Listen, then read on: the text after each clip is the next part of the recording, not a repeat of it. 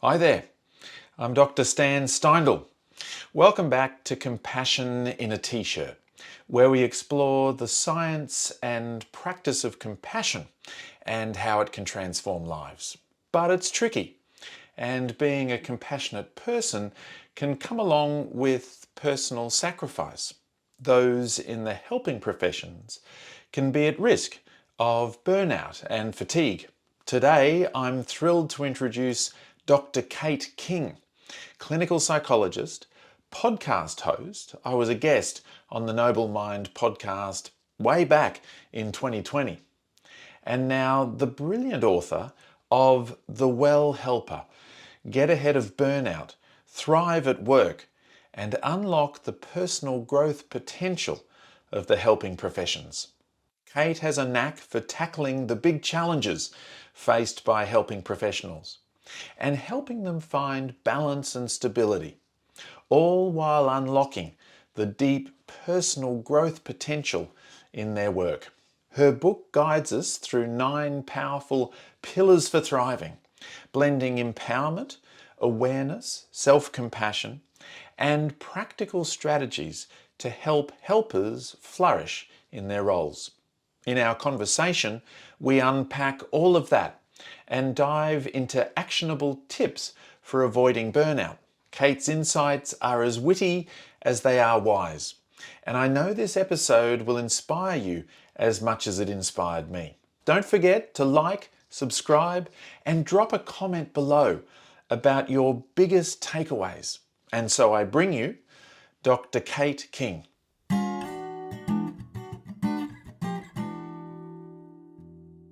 All right. Well, Dr. Kate King, welcome to Compassion in a T-shirt.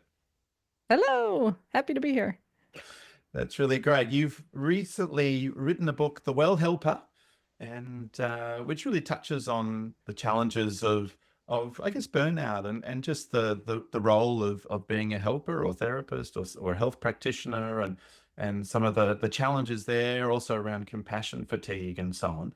What inspired you to kind of write this book? You begin the book with a little bit of a personal anecdote, actually. And Yes, so yeah. tell us a bit about how that all came about.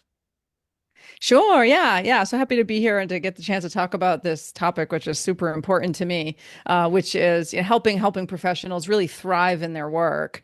So even though the book is in part about overcoming burnout and compassion fatigue, I'm really taking a much bigger view also and thinking like, hey, not only can we not burn out, which is a pretty low bar, like maybe we can also thrive and grow in our professions too. So that's really the lens I'm looking through, and the book offers 9 pillars of skills and tools, strategies to help us do that. Yeah, what inspired me, and maybe before I say that, I'll just say that the book really is for helpers broadly defined, because I really think there's a lot more that unites us than divides us. So I'm a therapist, and my personal stories will be from that role as a psychologist and a professor, but also, helping nurses, helping teachers, helping police, fire, EMT, helping psychiatry, medical, just all the varieties of helpers. If you see yourself in some way as a helper, hopefully the book will be helpful to you.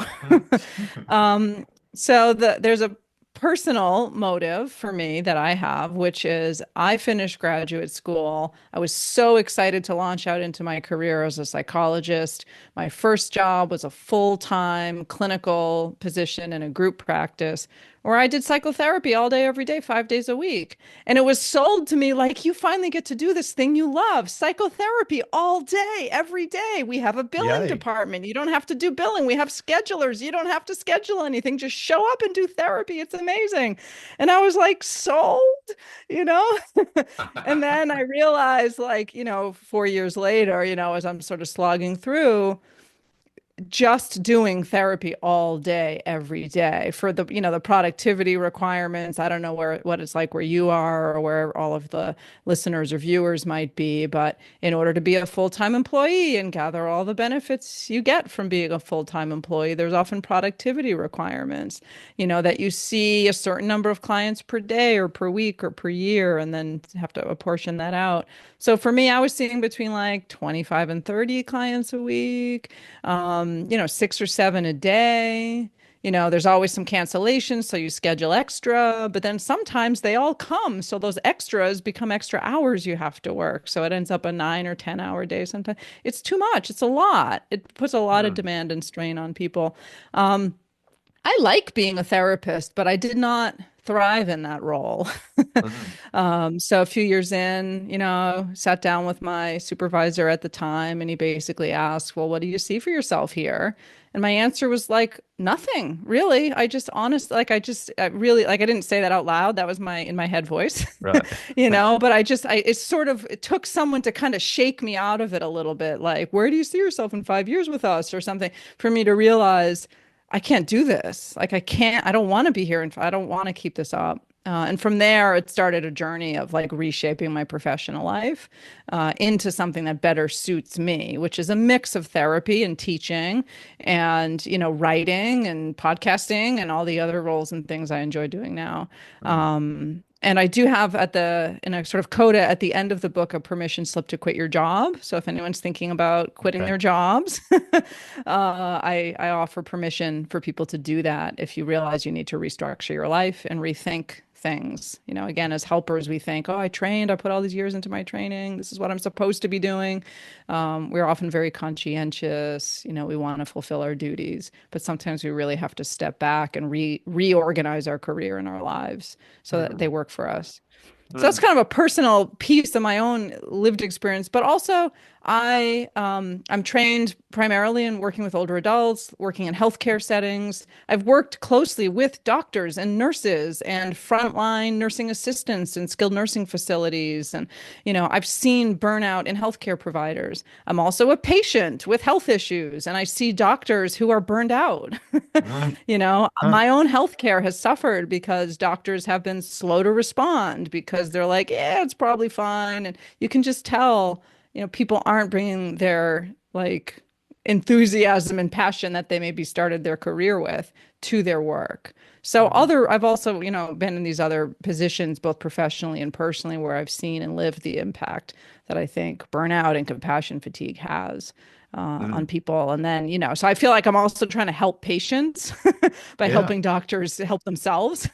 Yes. Also, Yeah. I've worked with a lot of folks with chronic health issues and having to navigate the medical system and healthcare world where things are, I don't know if they're dysfunctional everywhere, but they're dysfunctional here in the US. Mm, And a lot yeah. of that starts with really overburdened health providers. Mm.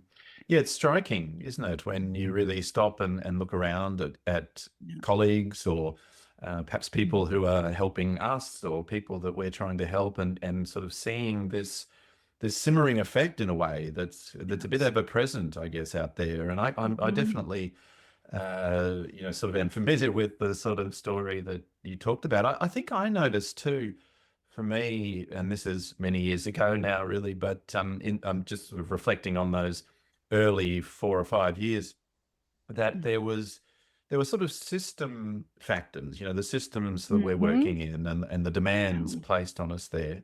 There's kind of client factors because often when you Mhm. begin, and especially in a profession like ours, that as a psychotherapist, you might end up in a job that's working at the coalface, really, of really a Right, lot of right. suffering and people Mhm. who are really struggling. And then factors within myself, I guess, especially self-conscious feelings and worry about, am I doing this Mhm. right? Am I good enough? And so on. What have you noticed about the interplay there across those system, client, therapist, and perhaps other factors that might come into play? Oh, yeah, so many. And, one of the things I really tried to navigate carefully when I wrote the book was to say very clearly there are structural problems that we are living within. Mm. This book is not a solution, and nor is it my expertise to solve dysfunctional healthcare systems. There are people who have that expertise who've been banging that Ah, drum for a long time, nor am I pretending that you doing a lot of self-help by reading my book and doing other things is going to fix that problem. mm, So I was trying to kind of square that circle of saying yes, we live in these systems and work in these systems that are really problematic in a lot of ways, and those systems need to change. but also for now, we're in those systems and we need to help ourselves too. Mm. So then it comes back to doing our own personal growth work, not, to sort of adapt ourselves to a dysfunctional system, but to try to stay functional inside of systems that need to change. Because the only way they're going to change is if people, who can stay healthy inside of them can then start from that foundation of health and then move towards advocating for greater change. Mm. Yeah, there's a So real, yeah, it's such a delicate balance, isn't it, of yeah, wanting to work within the system and sort of manage that and sort of feel like we can care for ourselves within those systems without then also kind of fostering the system itself or perpetuating that or sort yes. of, we still want to have certain boundaries and that sort of thing. And I do love that thing you said right at the start where it's about, I guess, kind of coping with burnout or being less burnt out, but it's also about growth. What just Mhm. elaborate there about the sort of the professional and personal growth bit that comes into the book. Oh, sure. Yeah. Gosh, so many different directions I could take that. Let me think for a minute. Oh, okay. I think a lot of us get into our helping careers with really good intentions, but not always only altruistic motives. Some of us come in with our own wounds from our own life experiences. We may come in with certain codependent patterns. We may come in with certain perfectionistic approaches, unrelenting standards that we hold ourselves to, ways in which we developed in our perhaps childhood family experiences or cultural contexts to live to serve and to help in various ways, to be a nurturer, with gender role socialization for women to be nurturing, for a lot of men to kind of be the hero, that makes people get into sort of helping work. So we carry that stuff, that baggage from our socialization. Again, sometimes it's the big stuff, like the gender role stuff. Other times it's our family of origin stuff. But we come into the work and we're carrying that stuff. And if we don't look at it, that's going to be a real albatross, that ends up bringing us down if we don't find a way to step back and observe and realize whatever those things are, because it's gonna start to impact us when we get that client we just can't reach and they remind us of the family member we never could reach, or we need everyone to be helped by us, and if there's someone we can't help, we get angry at them that they're not taking our amazing advice and then we go home enraged or resentful that these people aren't doing what I tell them. Whatever it might be, but it's the stuff that we have to work on our side. So one of the pieces in the book, I have a section where I talk about cognition and worthiness and, really getting at the deeper roots of like how we think and what our habits and patterns are and what we're bringing into this to try to root out some of those unhelpful beliefs, schemas, core beliefs, whatever you want to call them, whatever your theoretical approach is, you Mm, know. yeah. Well, And yeah, that's using that as a growth opportunity. Yeah. yes. Well, no surprise why I am so interested in working with shame and for bringing compassion to our feelings Yeah. of shame and Right. unworthiness. And I suppose, yeah, that's Yes. interesting, isn't it? It's, on the one hand, yeah, we have certain of our own life experiences that, and along with that comes, we're sort of shaped by that ourselves as helpers, Mhm. and Mhm. sometimes that can be, sort of the albatross around the neck, but also on the other hand, with awareness and so on, it can become an opportunity for growth or change, or Yes. because there's that twofold benefit, where being compassionate to others is sort of also a benefit to ourselves as well as we gain Mhm. these insights and sort of and yeah. Yeah. So I think if we're trying to prop up a sense of unworthiness or vulnerability inside of ourselves or trying to prove we're perfect, then our helping ends up kind of being this shallow surface thing that's just kind of trying to patch together our own self-worth. But I think if we have a solid foundation of that self-worth, then it can enhance and enrich our lives in some way. But if we're coming in wounded and we need our clients to heal us by telling us how wonderful we are or by being helped in every way from us, that is going to be counterproductive and a liability, I think, in the end. There's a lot to it, isn't there? Yeah, there It's a is. very, very nuanced Yeah. thing. We want Yeah. to be able to, kind of even appreciate some of those experiences that we've had and even the wounds that we've experienced, that it helps us to understand what it is to suffer and to understand the Yes. human condition and to empathize Yes. even with others.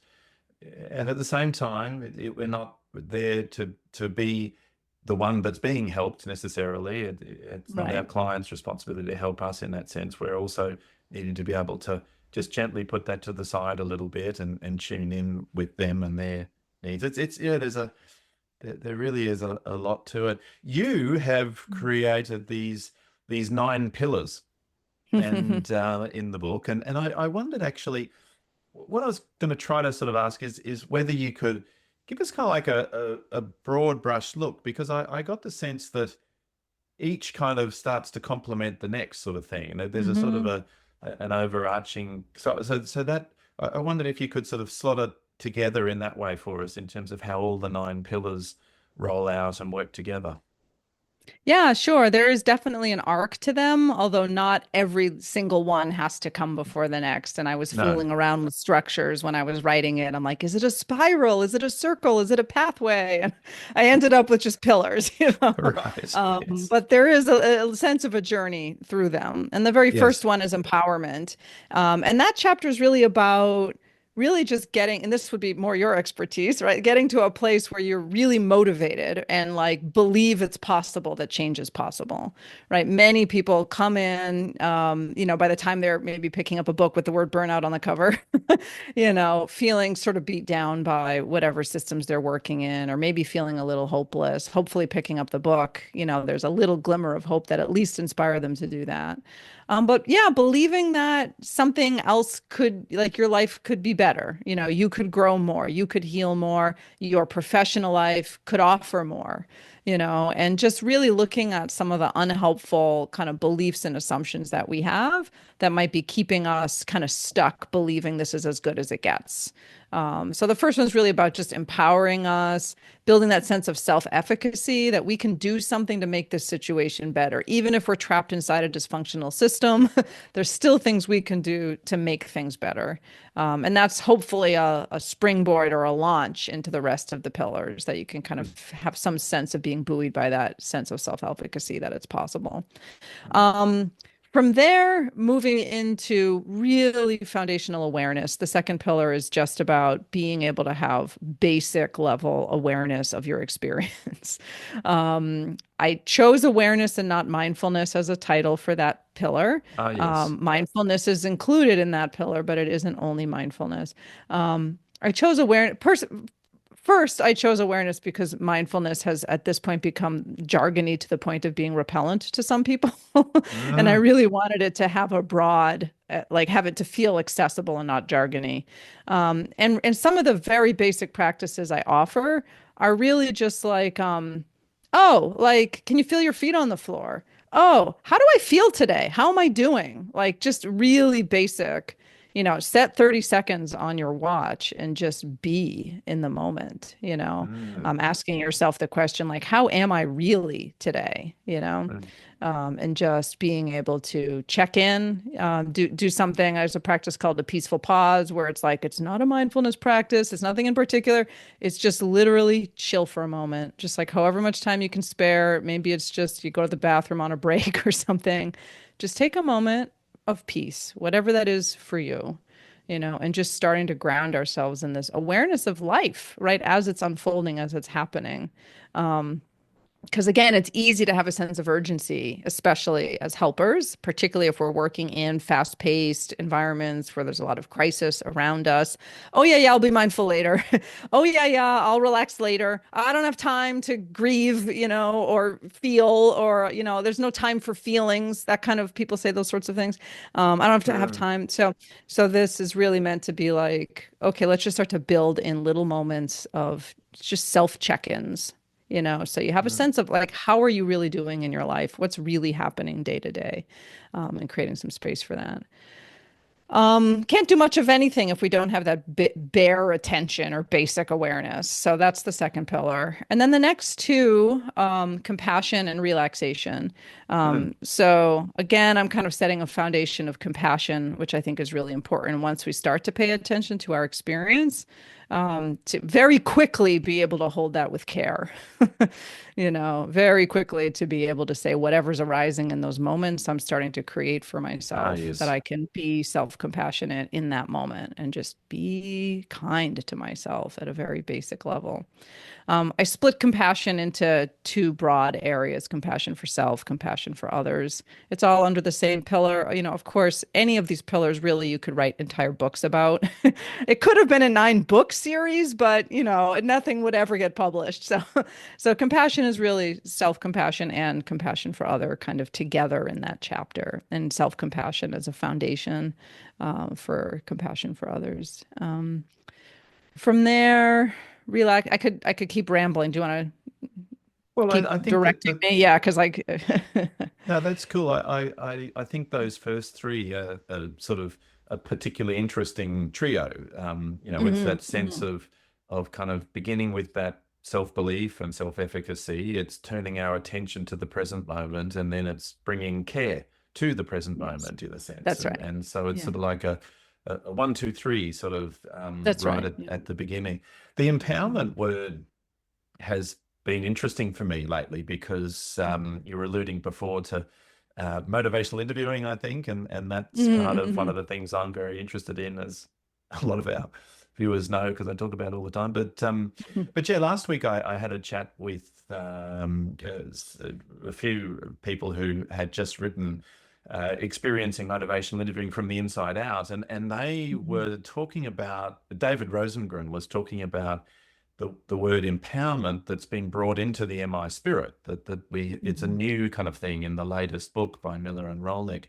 And hmm and he feels two ways about that as a word, which was hmm interesting because he feels like empowerment suggests we're the ones providing the power to the person, to the client, or mm something like that. And whereas I suppose I was sort of thinking of empowerment as something we might do to um, bring that feeling of power and agency to the surface with the person, in Yes, right. conversation, and sort of, but it's a fun sort of debate. I mean, it's just Yeah, words, I suppose. But right, right. Yeah. but yeah, what are your thoughts about that, or how do you really sort of define? I mean, the chapter goes on to really elaborate a lot on what you mean by empowerment, but what how would you define empowerment there in terms of that little kind of curious debate? Yeah, my emphasis really is on helping. Let me see, how would I articulate? Helping people empower themselves, or self-empowerment, really. I mean, it's a Yes. book. I'm not working with people individually. So Yeah. in the chapter, I'm trying to plant seeds to help the person have a sense of self-empowerment arise. I really focus a lot in that section on talking about self-efficacy specifically, Mm. building up that, buoying that sense of capacity within oneself. So definitely not, oh, go to a therapist and have them rah, rah, rah and motivate you to do something. Yes. Yes. Definitely like, you're reading this book, start here, let's, build up that sense of capacity within yourself. Just like, people talk about capacity building in a sort of, broader programmatic context, like, Mm. build that sense of belief in the capacity that you have to make change happen for yourself. Mm. Um, Yeah, and you sort and of let's see. you talk about sort of different ways to support self-efficacy in there, in terms Yeah. of, for example, past successes or achievements or things like that, I think, and hmm and hmm various other ways in to really support that self-efficacy and that sense of one's own ability, really, to take these steps perhaps that Yeah. they might need to Yeah. take.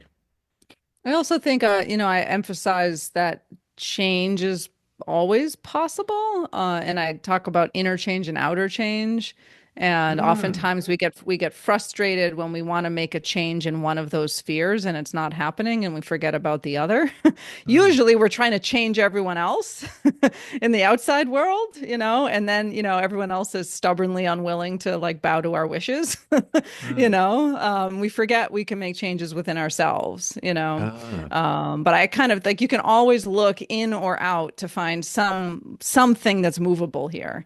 If the outer world is completely like impenetrable, then I need to adapt something on the internal, on the inside to help me live in this context for now, and to steel my resolve, to offer myself compassion, whatever it is to carry yourself through that difficult context. So I'm not like pretending, oh, the world will change and do whatever you want it to do. It's like when the world isn't changing, it's still not hopeless. We can change within, mm, and when change is possible on the outside, then, grab the opportunity where you can, mm. restructure things, ask someone a question, so you start to follow leads, sniff around. Also, situations that feel stuck for a while, unexpectedly can turn on a dime. You have an unexpected encounter with someone you're usually in conflict with, and then suddenly something opens up, a possibility arises. So just because it's stuck now doesn't mean it will be forever. Yeah, it's So kind of it's a bit of a both end, isn't it? Or an yes, end yes, or yeah, that sort of thing. It's the sort of yes, the outer and inner change, and both are opportunities and potentially, and both are yeah, possibilities. And I got this, like a real sense there of trying to sort of nurture hope, really, too, is a yes, part of all of yes, that. yeah. Absolutely. Yeah. I mean, I'm a therapist. I work with mental health professionals largely. And it's amazing how externalizing we can be for a bunch of therapists, Mm, to like not step back and go, oh, maybe there's something I'm bringing to this situation, or, maybe I can change my way of approaching this, or maybe I can carry this burden differently in a way that doesn't make it feel as painful or heavy for me at this time. So, mm. being able to look inside for opportunities for change, I think, is often overlooked, unfortunately.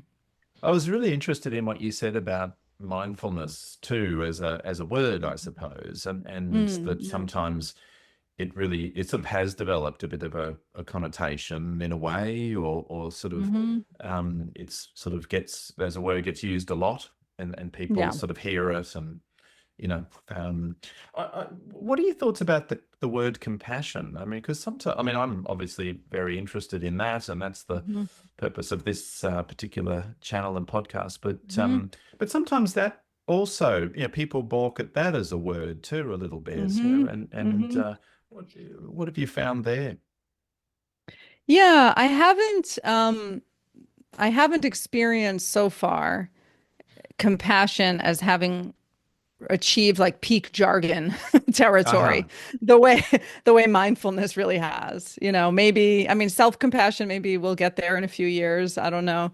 I haven't experienced that quite so much, but I very mm, frequently experience, students, clients, friends, new people I meet, when they hear about mindfulness, that the reflex is a little bit of an eye roll. Oh, I've heard of that. I tried that. Oh, it doesn't work for me. Oh, mindful. Yeah, let me guess. Be mindful, right? There's a kind of cynical sort of, oh, here we go with the mindfulness stuff again. And I haven't mm, encountered that yet, mm, with compassion or self-compassion, but it can get there. I think it could easily get there. And you might see mm, it more because you're just traveling in those spaces a little bit more. mm.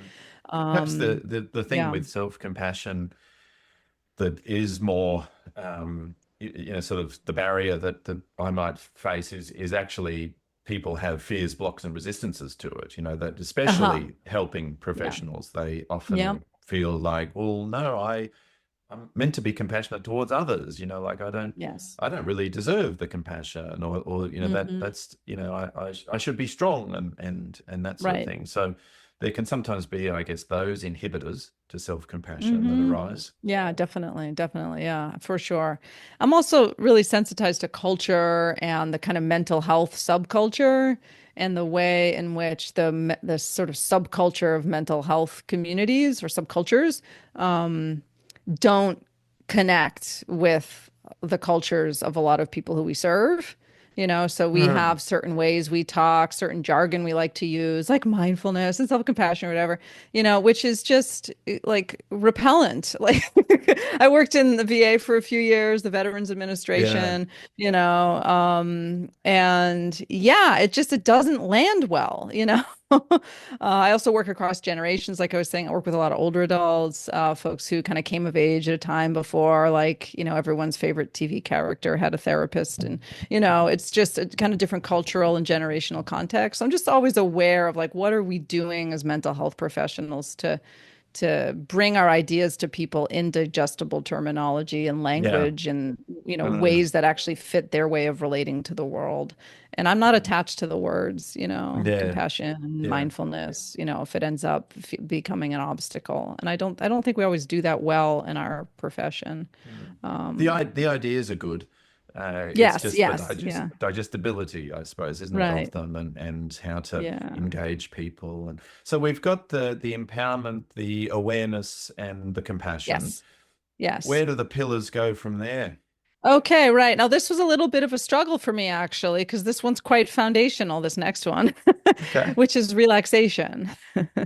Okay, so I've differentiated relaxation from basic awareness. I've differentiated relaxation from compassion, although they can all certainly overlap. Put them in the blender together and you get a really yummy shake.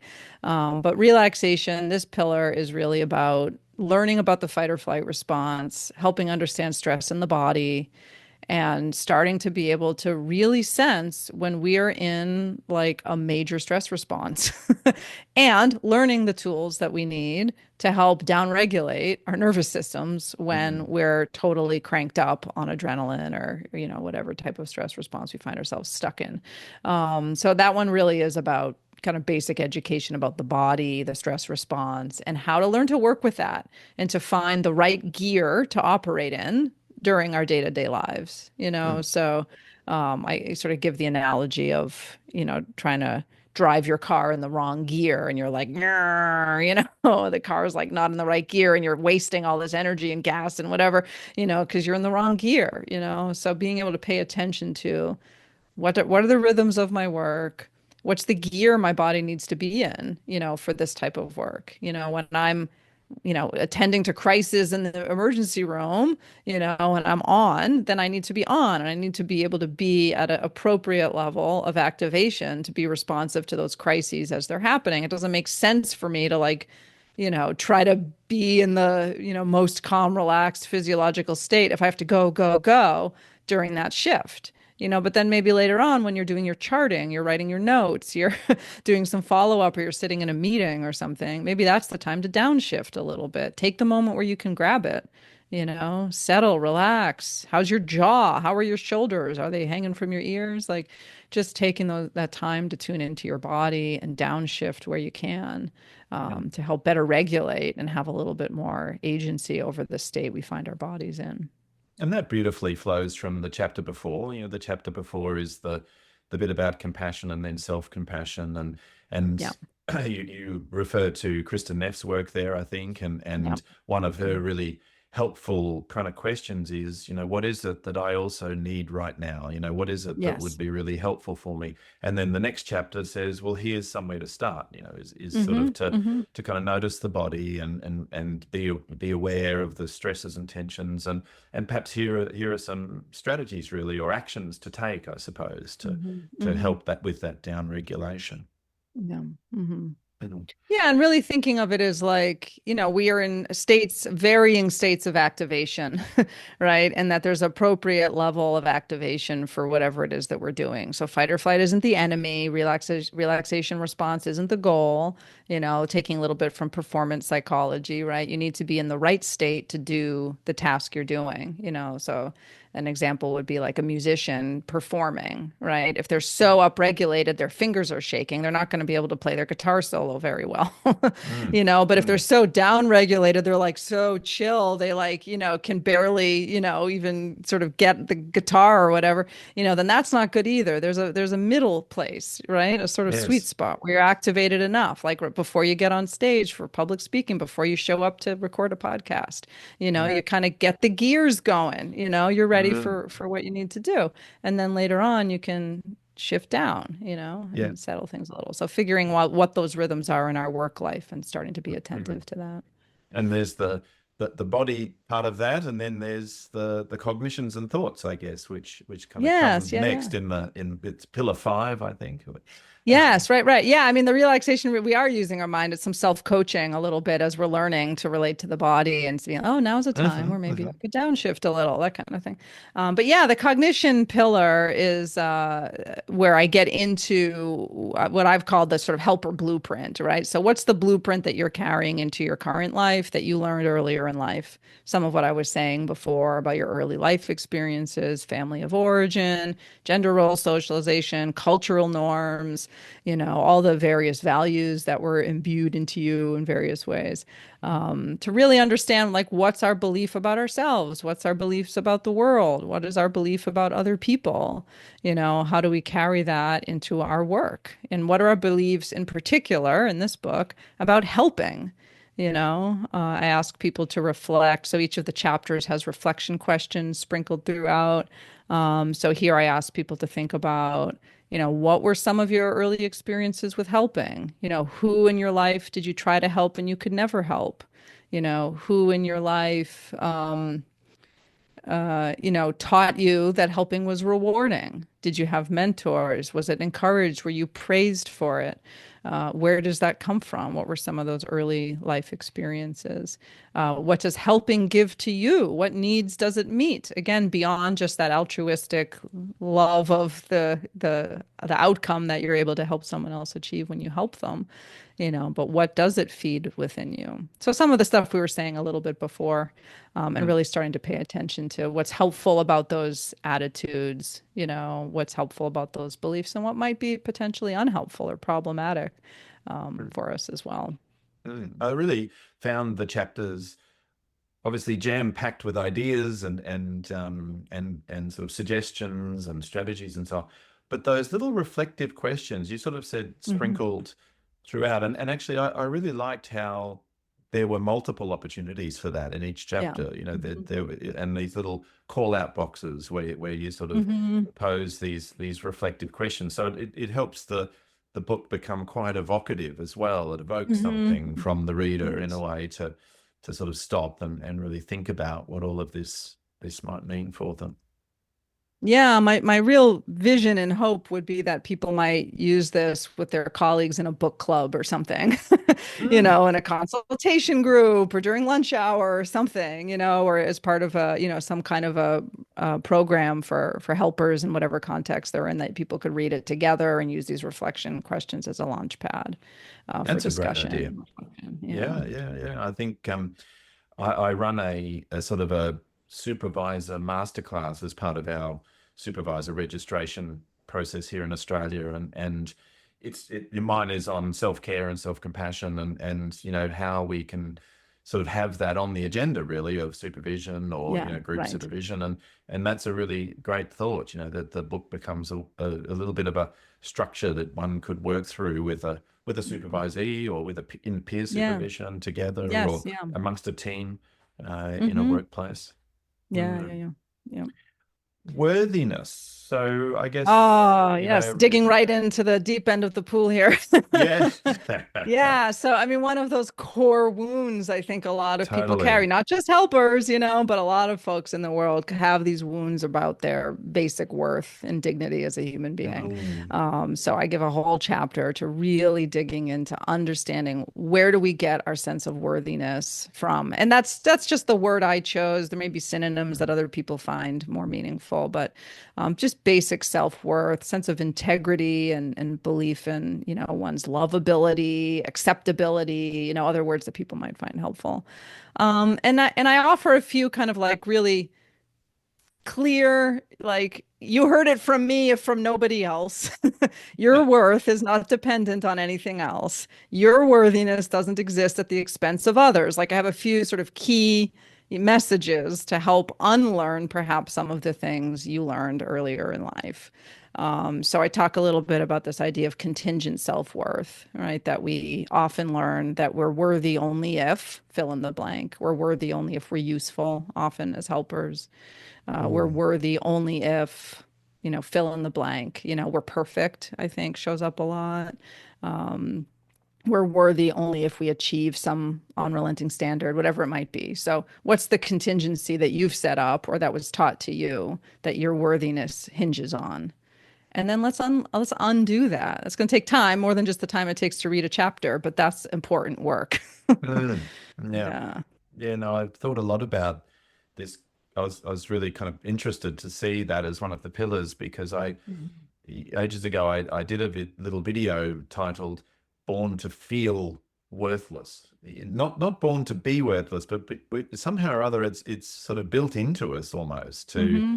to kind of lean towards that unworthiness. And I think there's that evolutionary theory, isn't there, or something of where we're very attuned to our worth in the group, because if we're not Hmm. worthy, then we get booted out or something. And so, Right, right. Yeah. it's sort of like this kind of evolved adaptation to kind of feel unworthy, and then things happen, as you say, and certain if then kind of Mhm. propositions get learned, and we can only be worthy if certain things, and Yes, right. and it's hard. It's really, and it's Hmm. kind of not really our fault, I suppose, that we end up in that Right. place of Totally, totally. unworthiness, but Hmm. it's really kind of a big part of the human task, I suppose, isn't it? Is to really sort Hmm. of stay a little bit connected to our worth, inherent Hmm. worth. Absolutely. Absolutely. Absolutely. Yeah. And I do get a little existential in this chapter too, like Hmm. offering potential frames for like,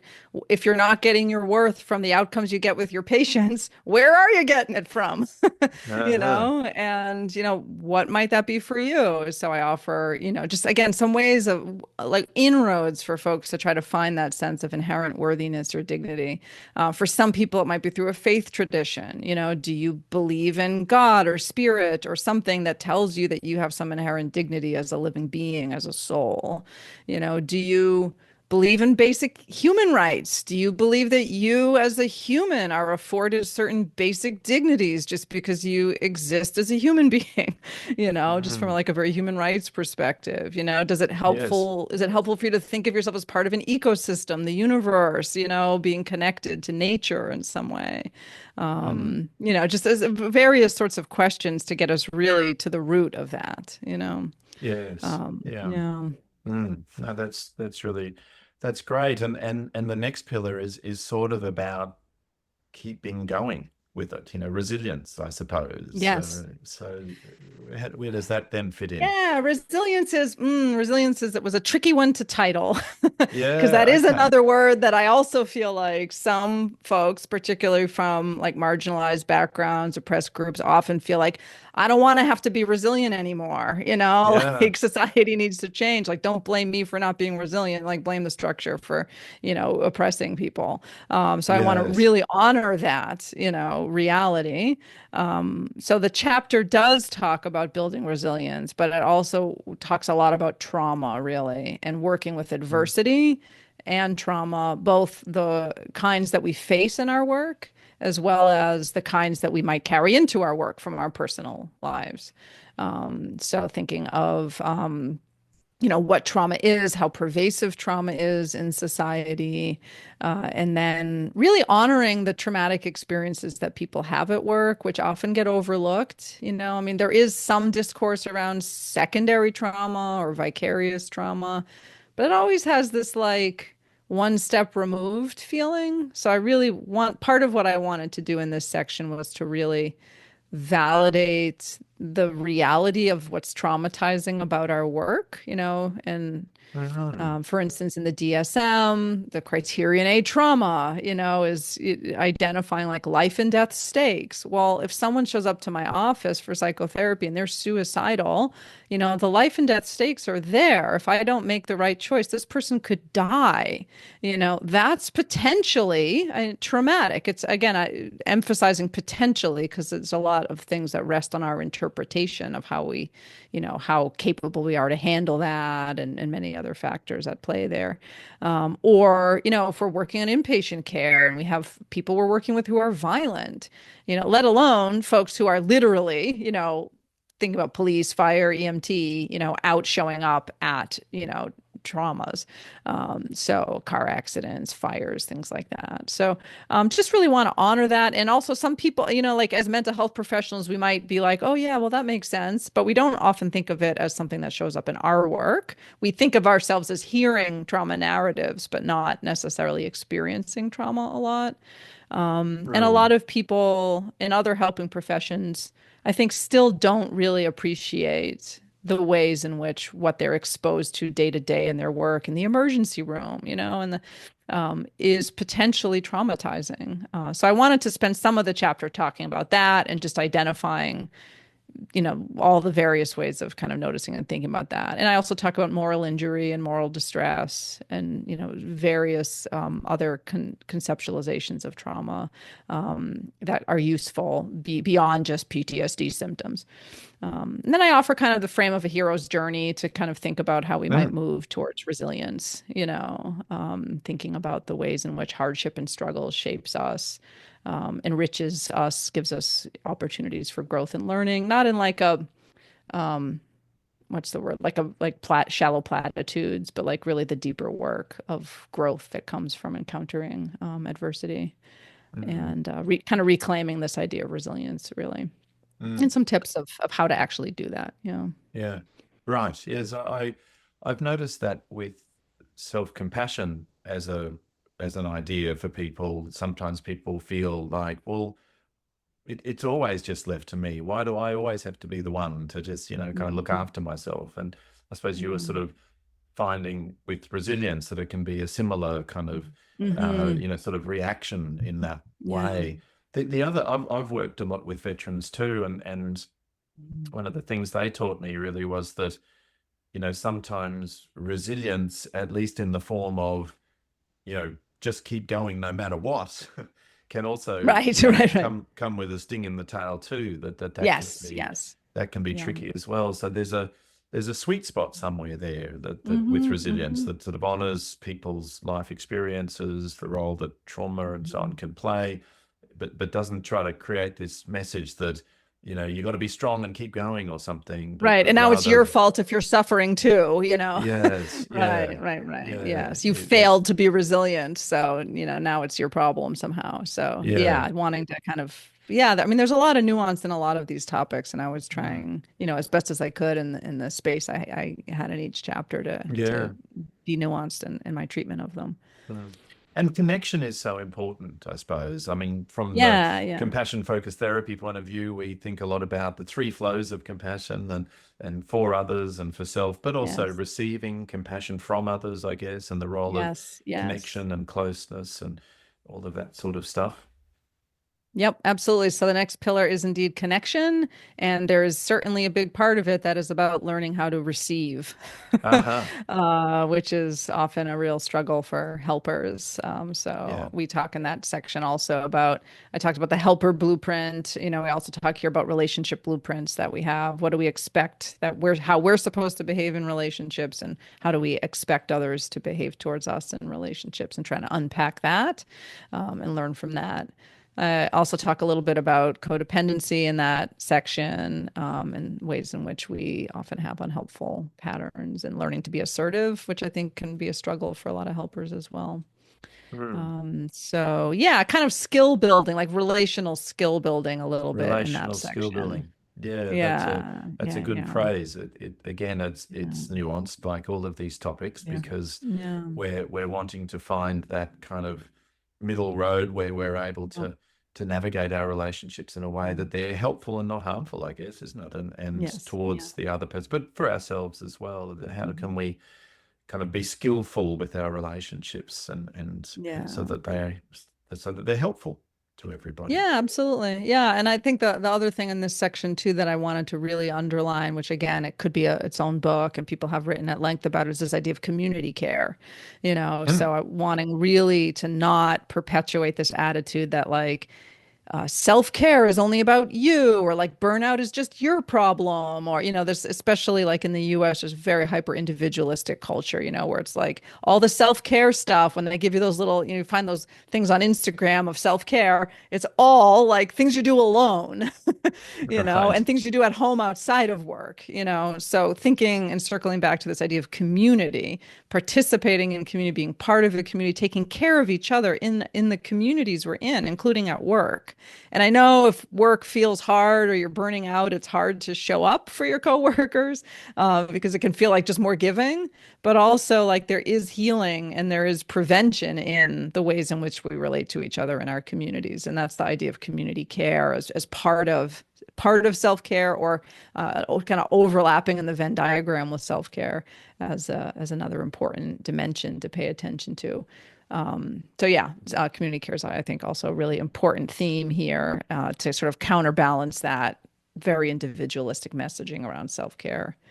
And I think it was back in the compassion chapter where you sort of mentioned, self-compassion might be a sort of more warmer, fuzzier version, but it might also be the harder verb, the Yes. sort of taking Yes. the more tricky, difficult steps, but for the sake Hmm. of, kind of um, health and well-being and so on. So I thought Yeah. that was a useful little piece. Yep, absolutely. Yeah.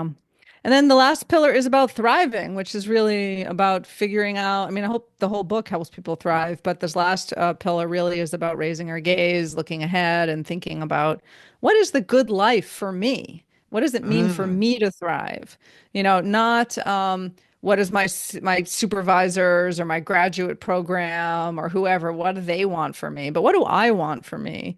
What helps me thrive in this world, and actually being brave enough to figure out what that is, going back to self-efficacy, being empowered perhaps to be willing to move towards those things, and thinking about, having your own individual journey in life, and being a helper in whatever way works for you. Talk about character strengths, some positive psychology stuff in that section too. But really about starting with the foundation of, what will make your life feel rewarding and meaningful, and in the mm, long haul kind of vision. And then mhm, also a little bit mhm. about cultivating positive emotions and that kind of piece too. Yeah. Yes, I often kind of meditate over the idea that a good life isn't necessarily a life that always sort of feels good, but it's a life that Right. is kind of good for you, or meaningful or rewarding, or those Yes. kinds Yeah. of ideas. And sometimes I wish it was really healthy to just sit on my couch with my blankie and ice cream and watch Netflix all the time. But it's good to do that sometimes. But Yes, exactly. Everything in uh, moderation, including moderation.